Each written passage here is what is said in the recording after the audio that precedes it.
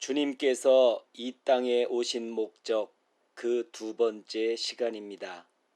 오늘도 말씀 위에 세운 교회 최석원 목사가 말씀을 전합니다. 오늘 우리에게 주시는 하나님의 말씀은 누가복음 19장 9절에서 10절까지입니다. 예수께서 이르시되 오늘 구원이 이 집에 이르렀으니 이 사람도 아브라함의 자손이미로다. 인자가 온 것은 잃어버린 자를 찾아 구원하려 함이니라. 아멘. 오늘은 주님께서 이 땅에 오신 목적 두 번째 시간이 되겠습니다. 먼저 바리새인들에 대한 이야기부터 해보도록 하겠습니다. 우리는 바리새인들에 대하여 철저한 율법주의자들이라는 선입견을 가지고 있습니다. 바리새인들은 자기들만 잘났고 또 자기들만 옳고 그렇게 하다 보니 도도하고 교만하고 사람들을 무시한다고 하는 그런 생각들을 가지고 있는데요.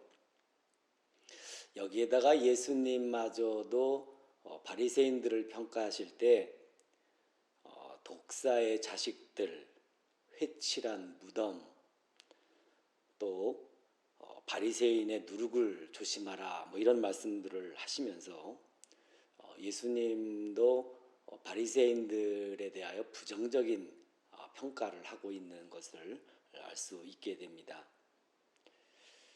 그랬을 때에 예수님 당시의 사람들, 그 유대인들도 예수님과 똑같이 그렇게 바리새인들을 평가했었느냐? 역사를 살펴보면 그렇지만 않은 것 같습니다. 바리새인들은 율법적으로도 완벽했고 많이 배웠고 집안도 좋고 도덕적인 수준도 높고 유대 사회를 이끌고 있는 실질적인 엘리트 집단이 바리새인들이었습니다. 그러니까 바리새인들을 비판한다, 유대인들로서는 엄두조차 낼 수 없는 그런 일이었습니다. 바리새인들의 생활 패턴을 들여다보면 이렇습니다. 구약에 나타난 율법 조항이 총 613개인데요.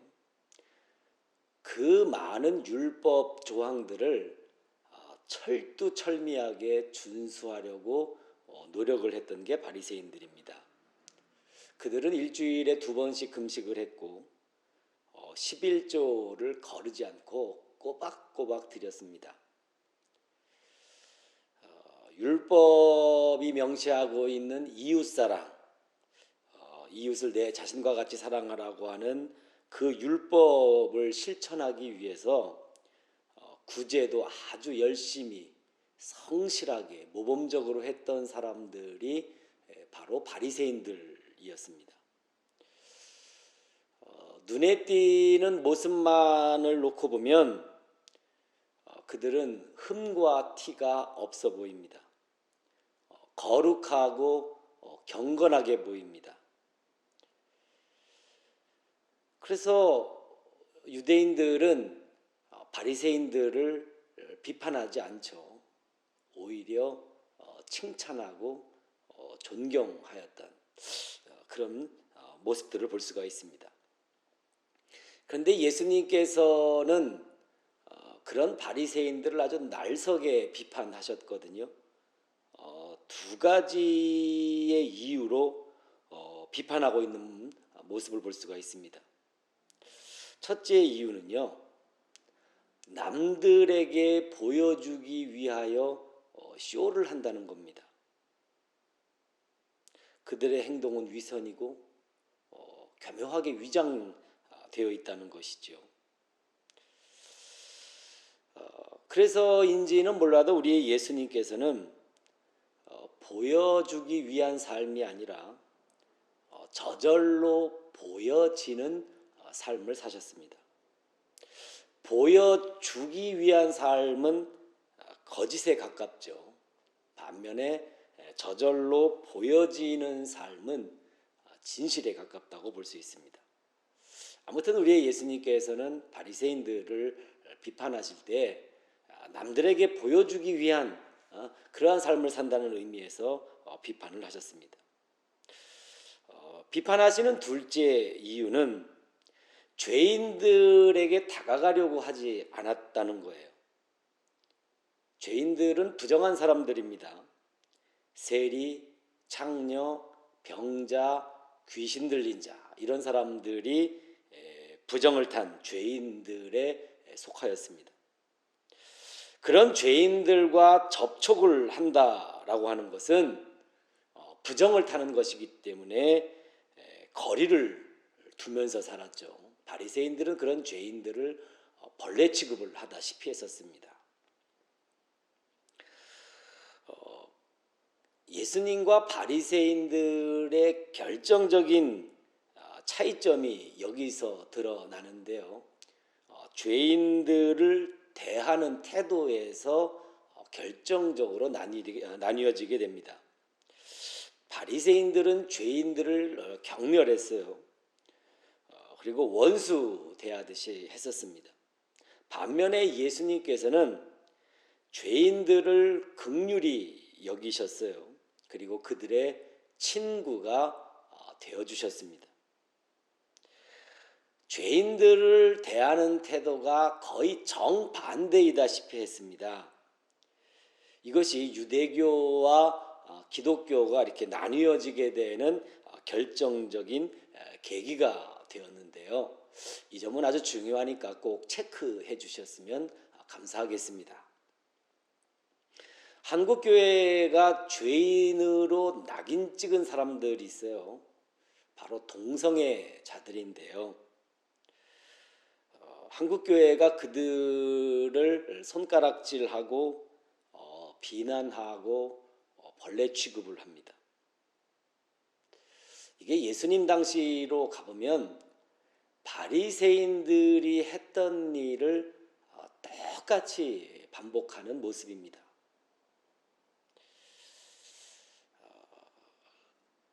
그 동성애자들은 분명 죄인임에 틀림이 없지만 그들에게 다가가서 친구가 되어주고 그들을 회개시켜서 구원해야 하는 것이죠. 이게 예수님의 태도였었습니다. 한국교회도 이 길을 가야 비로소 그리스도의 몸이 되는 것이라고 생각해 봅니다. 지금부터 죄인에게 다가가는 예수님의 이야기를 해볼 텐데요.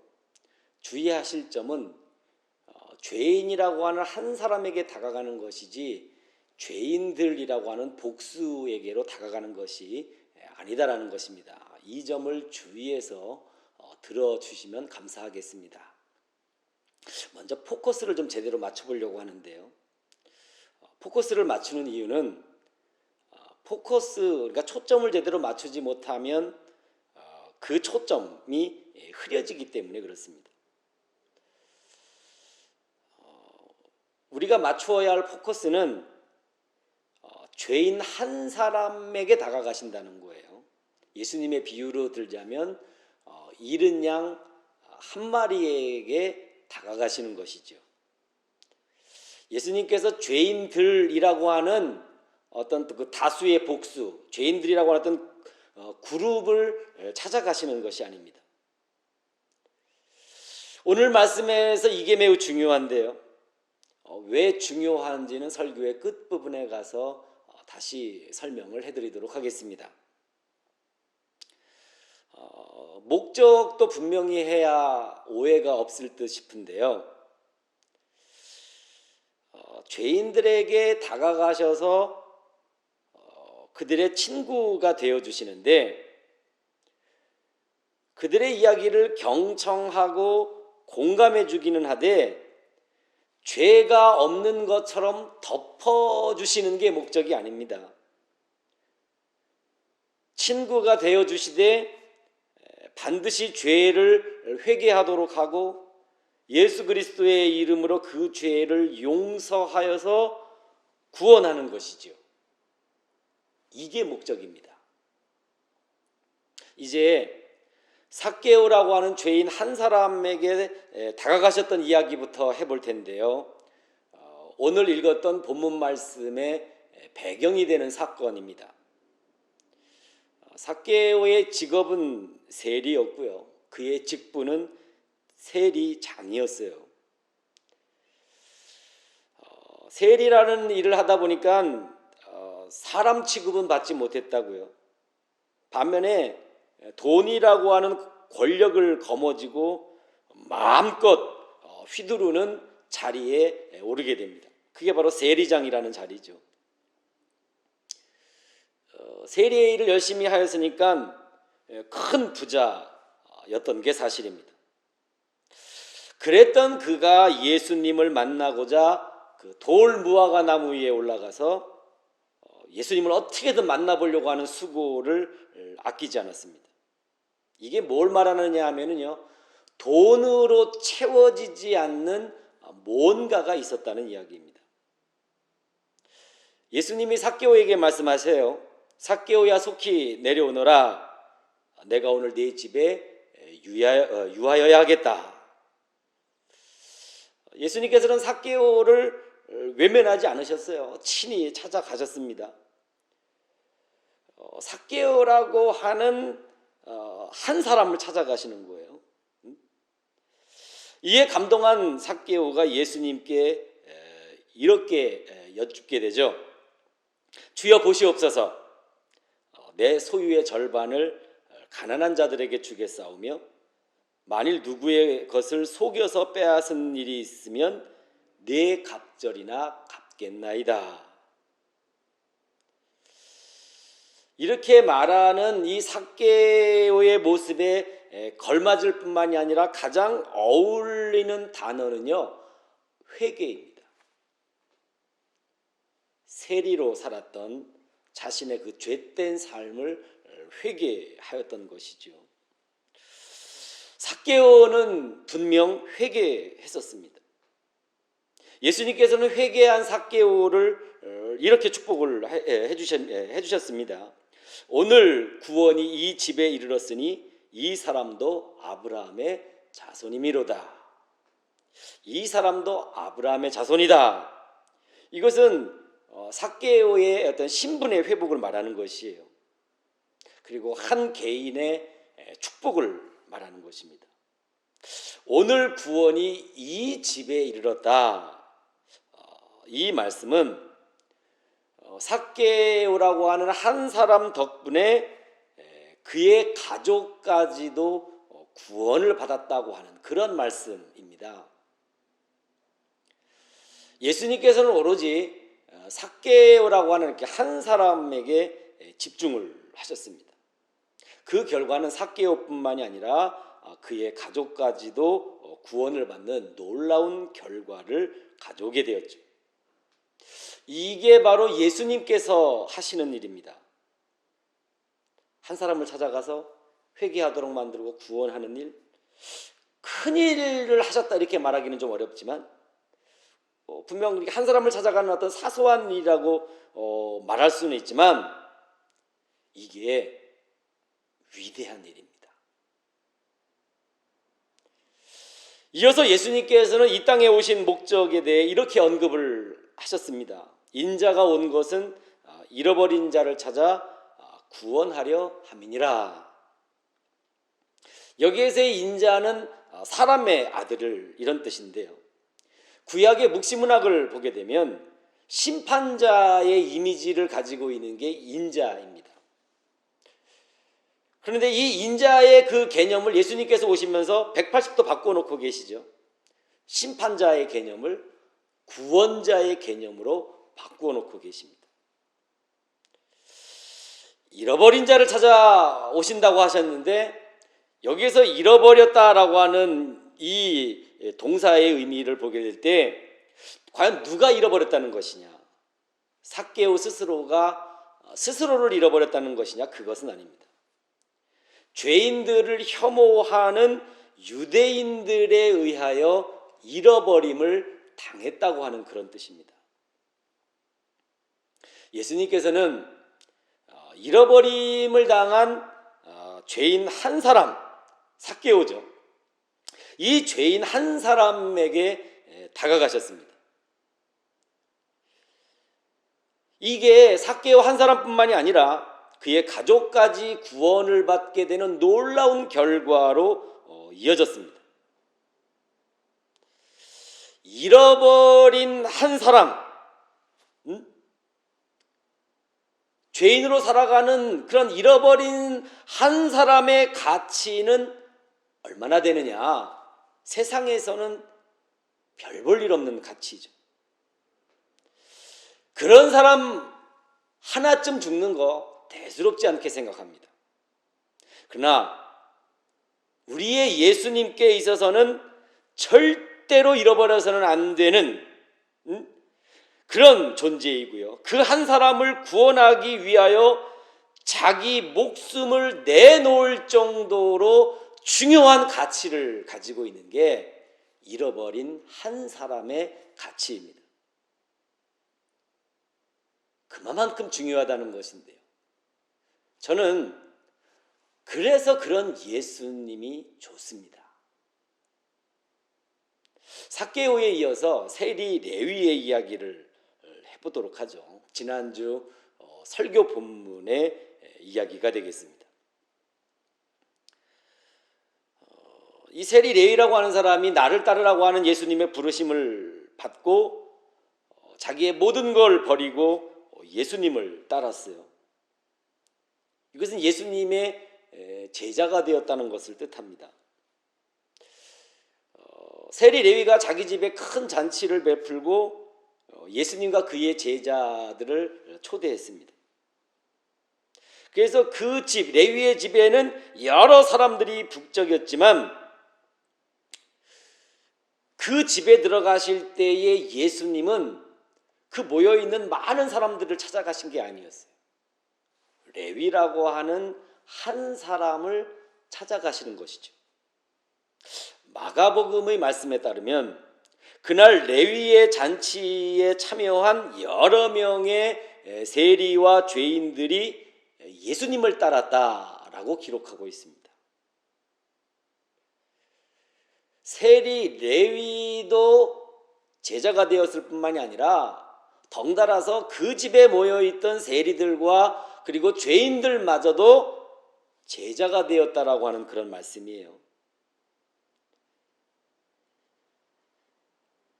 예수님께서는 삭개오와 마찬가지로 잃어버림을 당한 죄인 한 사람, 레위라고 하는 그 죄인 한 사람을 찾아가셨습니다. 그런데 이게 레위 한 사람뿐만이 아니라 여럿의 세리들과 또 죄인들까지도 제자가 되는 그런 놀라운 결과가 나타나게 되었습니다. 잃어버림을 당한 한 사람의 가치, 교회가 이런 한 사람에 대하여 어떤 가치를 내려줄 것인지 그 평가가 궁금합니다. 그래야 할 때에 잃어버린 한 사람에 대한 가치 평가는 예수님의 가치 평가와 일치를 해야 교회는 비로소 그리스도의 몸이 되는 것이다 라는 생각을 가져보게 됩니다. 지난주 제 신학교 동기의 카톡방을 뜨겁게 달구었던 토론 주제가 있습니다. 그 토론 주제는 공공신학이었어요.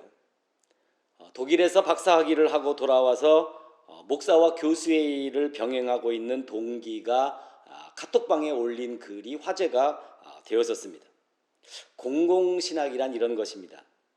공공의 사람들이 공공의 장소에 모여 공공성을 수렴하고 실천하려는 것. 이게 공공신학의 목표입니다. 공공성이 나아가려고 하는 방향은 소외된 소수의 사람들을 돕자는 거예요. 여기까지만 보면 참 좋은 취지이고 참 좋은 일이다, 이렇게 생각할 수 있습니다. 제가 문제를 제기했어요. 공공성을 추구하는 사람들이 높은 도덕성을 지녔다면, 이 전제입니다. 그렇다면 소외된 소수의 사람들을 돕는 것까지는 가능하다고 봐요. 그런데 과연 소외된 한 사람, 잃은 양 한 마리까지 찾아 나서는 게 가능할까? 그런 문제 제기를 제가 했어요. 그랬을 때 그 동기는 가능하다는 거예요. 그게 목표라는 거예요. 저는 불가능하다고 생각을 합니다. 예수님께서 죄인 된 한 사람, 그게 삭개오일 수도 있고 레위일 수도 있고 잃은 양 한 마리일 수도 있는데, 이런 죄인 된 한 사람을 찾아가기 위하여 공공의 사람들을 모아 의견을 물었다고 가정을 해보죠. 예수님의 제자들, 바리새인들, 제사장들, 사두개인들, 율법 교사들, 이들은 모두 하나님을 믿는 종교인들 아닙니까? 이런 사람들이 모여서 토론하고 그들의 의견을 수렴했다라고 한다면 예수님께서는 아마도 죄인 된 한 사람을 찾아가지 못했을 것이다. 이제부터 좀 어려운 이야기를 좀 해보도록 할게요. 귀를 좀 쫑긋 세우고 경청해 주시기를 바랍니다. 가난하고 소외된 사람들을 도와주기 위해서 인류가 걸어왔던 길을 세 가지의 주제로 접근해 보려고 합니다. 주제는 공평성, 공정성, 그리고 공공성, 이 셋입니다. 첫째 주제는 공평성이에요. 공평성이란 빵 10개를 10사람에게 한 개씩 골고루 나눠주는 것, 이게 공평성이라고 할 수 있습니다. 이를 실현하기 위해 인류가 선택했던 것은요, 사회주의 내지는 공산주의였었어요. 소련을 비롯한 사회주의 국가들이 이에 참여하여서 실험을 했죠. 빵 10개를 10사람에게 한 개씩 골고루 나눠주려고 하는 이 실험을 했습니다. 그리하고 받아든 성적표는 초라하기 그지없었습니다. 결론부터 말하자면요, 공평성을 이루는 것은 불가능하다는 것. 이것 때문에 사회주의 국가들이 몰락을 하게 되었고요, 살아남은 국가들은 제3의 길을 선택하게 되는데, 이것은 사회주의 노선을 포기하고 다른 길로 가는 것을 말합니다. 이게 뭘 말하느냐? 공평성은 불가능하다, 이게 결론입니다. 둘째 주제는 공정성입니다. 마이클 샌델이 정의란 무엇인가라고 하는 책을 썼는데, 이 공정성을 다룬 대표작이라고 말할 수 있습니다. 덕분에 현대인들은 공정성이라고 하는 말을 즐겨 사용하게 되었어요. 제 관심은 공정성이 어느 쪽을 향해 가는가에 있었습니다. 그 방향성에 궁금증이 있었어요. 그랬을 때 공정성이 가는 방향은 최대 다수의 최대 행복입니다. 맨담이라고 하는 사람이 주창한 공리주의의 모토가 되는 것이죠. 이게 가지는 단점이 있어요. 모든 게 이렇게 다수의 사람들 쪽으로 가다가 보니까 소수의 사람들이 소외될 수밖에 없습니다. 이게 공정성이 가지는 문제점이에요. 이런 가운데 셋째 주제로 넘어갑니다. 셋째 주제는 공공성입니다. 공정성의 단점을 보완하기 위해 등장을 하였어요. 공정성은 소수의 사람들을 소외시킨다고 그랬죠. 그러니까 그들을 소외시키지 말자, 이래서 공공성이 등장을 하게 되었습니다. 그리고 공공신학이 이 주제를 다루고 있어요. 여기에 누가 모이느냐? 도덕적인 수준이 높고 정의에 관심 있는 사람들이 모이게 됩니다. 어디에서 모이느냐? 공공의 장소에 모여서 공공의 주제를 놓고 열띤 토론을 하고요, 합의를 해서, 합의한다는 게 중요합니다. 합의를 하여 방법을 만들어내고 서로 협력하게 됩니다. 그렇게 하면 소수의 사람들을 소외시키지 않고 그들의 권익을 충분히 지켜줄 수 있다라고 자신 있게 주장을 합니다. 들어보면 그럴듯하게 들려요. 사회의 여러 조직, 여러 계층의 지도자들이 참여해서 충분히 토론을 하죠. 서로의 이야기를 귀 기울여 듣는 가운데 서로 공감하고 동의하게 되죠. 그리하여 합의안을 만들어내게 되죠. 그러면 반대 없이 협력하게 되죠. 참 좋다는 생각이 들고, 그렇죠? 이렇게 했으면 참 좋겠다, 이런 생각도 가지게 됩니다. 제가 여기에다 대고 딴지를 걸었어요. 반론을 제기했던 것이죠. 여러 유형의 사람들이 모여서 합의하는 거 중요한데, 그렇게 합의의 과정을 거쳐 한 마리의 이른 양에게로 다가가는 것이 과연 가능하겠느냐? 이게 제가 제기한 질문입니다. 공공신학을 주장하는 동기는 가능하다라고 대답을 했어요. 그러나 저의 생각은 다릅니다. 불가능하다는 게 제 생각입니다. 예수님께서 죄인 한 사람, 그게 삭개오이면서 레위이기도 한데요, 이 죄인 한 사람에게 다가가려고 할 때에 제자들과 협의했나요? 만약에 협의를 목적으로 해서 제자들에게 묻고 바리새인들에게 물어본다고 한다면 죄인 한 사람에게 다가가기는 어려웠을 겁니다.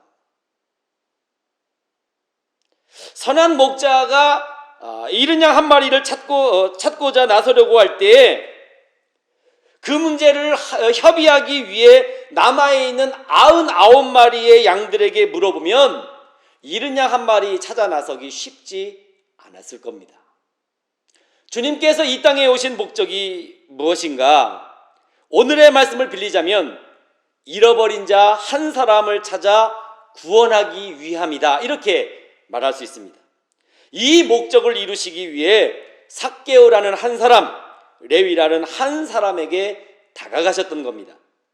이 길을 가심에 있어서 그 누구의 의견도 묻지 않으셨습니다. 이 길은 독자적이고 독립적인 길입니다. 그래서 그 길을 가시는 예수님은 외롭고 힘드셨어요. 그런데 왜 이 길을 걸으셨느냐? 하나님의 뜻에 따라 당연히 가야 할 길이었기 때문에 그렇습니다. 예수님께서 가셨던 이 길을 가는 게 교회예요. 이 길을 가는 게 기독교입니다. 오늘 듣고 배운 말씀을 기초로 삼아 교회에 대한 정의를 새롭게 내려봅니다. 첫째 정의는요, 잃어버린 한 사람에게 다가가는 게 교회다. 둘째 정의는요, 잃어버린 한 사람을 찾아가는 게 교회다. 잃어버린 한 사람을 찾아 나서는 길, 잃어버린 양 한 마리를 찾아 나서는 길, 이 길을 예수님께서 이미 걸어가셨다는 것이고, 그렇기 때문에 이 길은 그리스도의 몸이 되어드리려는 교회가 가야 할 길인 것입니다. 이 길을 걷는 사람은 위대합니다. 이 길을 걷는 교회 역시 위대합니다. 아멘. 기도하겠습니다. 잃어버린 한 사람을 찾아 구원하기 위해 이 땅에 오신 주님, 잃어버린 한 사람을 찾아야 한다고 말하기는 쉽습니다. 그러나 잃어버린 한 사람을 찾아 길을 나서는 일은 쉽지 않습니다. 주님의 위대하심은 말에 그치지 않고 찾아 나섰다는 데 있습니다. 그 한 사람을 구원하시기 위해 십자가를 지셨다는 데 있습니다. 오늘 우리 모두의 삶이 주님께서 이 땅에 오신 목적에 부합하기 원합니다. 이제 잃어버린 한 사람을 찾아 나설 수 있게 하시고 주님의 십자가로 그 한 사람을 구원해낼 수 있도록 도와 주옵소서. 잃어버린 한 사람을 찾아 이 땅에 오신 우리 주 예수 그리스도의 이름으로 기도드립니다. 아멘.